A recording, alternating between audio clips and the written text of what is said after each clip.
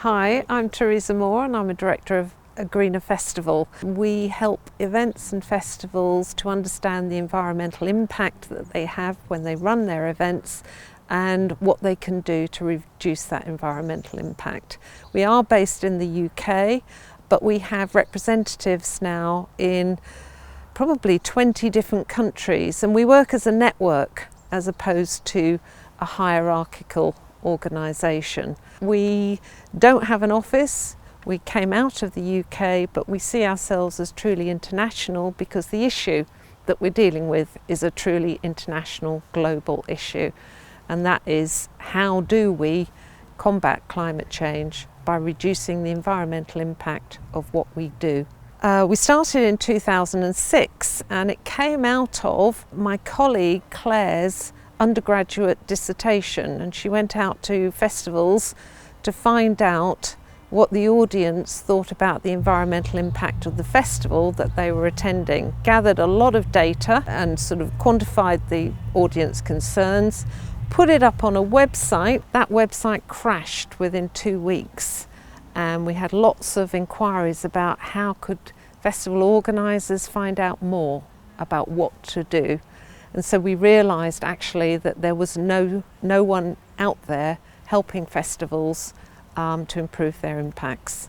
From there, we put together an assessment, which was basically a list of questions that we would ask organisers about what they were doing which had an impact on the environment. So it started with a checklist of about 100 questions. That was our very first audit and assessment, and we sent people out to go to those festivals and ask those questions. And from that, over the years, we developed key criteria which sort of map onto the environmental impacts of events and the sorts of information, data, documentation that events can supply so that they can understand what their environmental impact is. So it was very basic at first, 15 years ago, but over the years, as festival organisers learnt more, as we learnt more, as countries learnt more about environmental impacts and what caused them,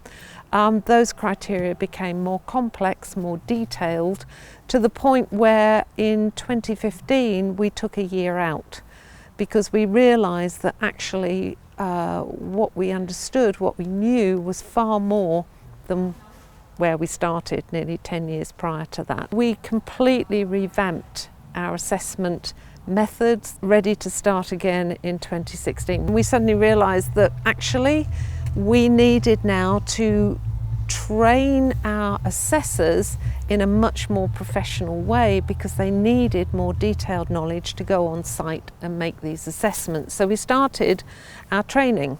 So we have a Greener Festival training. We did it in the classroom first of all, and then we had the opportunity to create an online programme, and we launched that in 2017. In the last 5 years, lots of different types of events have understood that they need to do something as well. So now, beyond music festivals, we've expanded to work with mass participation run events, for example, international horticultural events, cultural events, food festivals. Music festivals form still a very important part of our work, but it's by no means all of it. We're now at the point where many different types of events are conscious that they need to reduce their environmental footprint. We also have developed our consultancy, so we don't just go in and assess events. Sometimes they don't want to formally enter our award scheme, they just want advice. So we have developed a consultancy arm.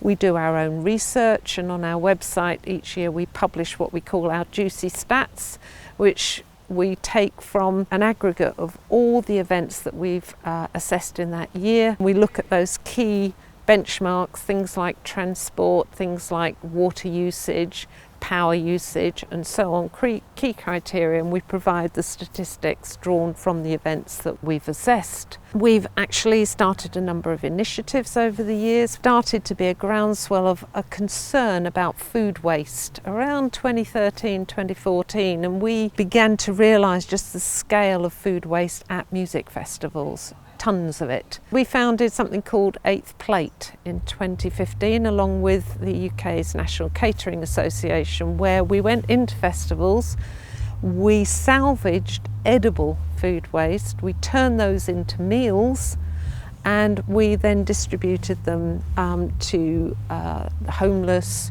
to shelters, to people who really needed to eat, needed food.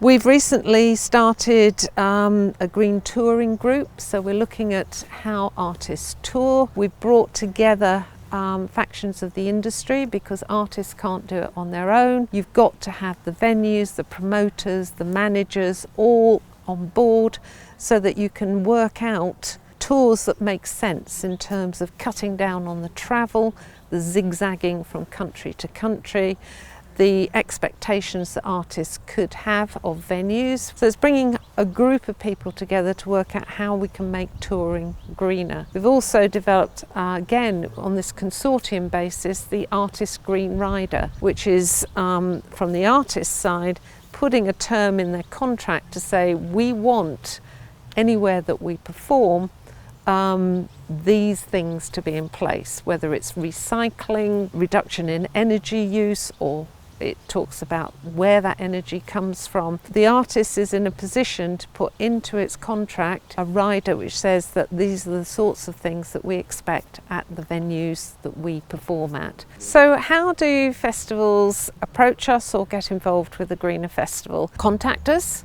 at hello@agreenerfestival. Say you're interested in being assessed. We will ask you something about the event or the festival.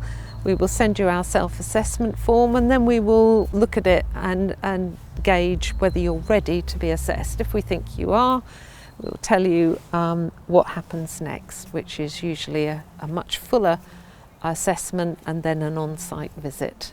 So over the last 15 years, we know that events have come an awful long way. The problem is that we also understand much more about what we're doing to the environment in a way that we didn't understand it before, which means we're obliged to carry on and do more. And I think the future is about everybody getting on board and doing more themselves and with the help of a greener festival and organisations like us.